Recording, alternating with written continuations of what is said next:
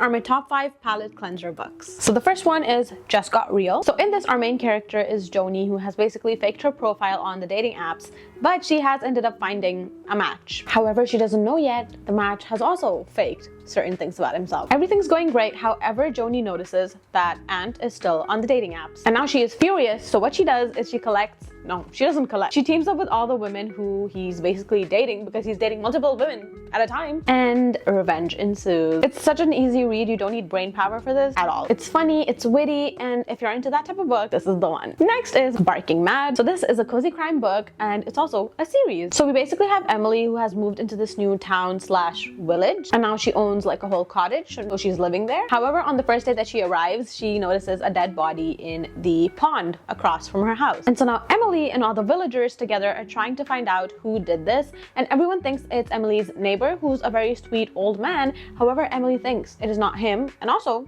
he happens to have a very handsome son. I was gonna say child. So she's like, couldn't possibly be him. So she and her dog are trying to prove the innocent man wrong. Well, not innocent man, we don't know that yet. It's a very short book and a very fun time. It says cozy crime, and that is what it is. Next is Nora Goes Off Script. So this is about Nora, whose husband walks away from her and her 2 kids. So instead of moping about on this heartbreak, she writes a script for it, and then a TV company basically buys the script to create a TV show or movie out of it. And we have a very famous guy, Leo, who will basically be playing her ex-husband in this show. And they both see each other, and sparks may or may not fly. Very short romance read if you are wanting a romance palette cleanser. I finished this book in one day. It's just a good time, and very well written. Next is Yellowface. So basically there are 2 women, June and Athena. Athena is a successful writer, June isn't, and they are rivals slash friends. One day, however, Athena dies, and June notices that, you know, when she died, she was in her apartment,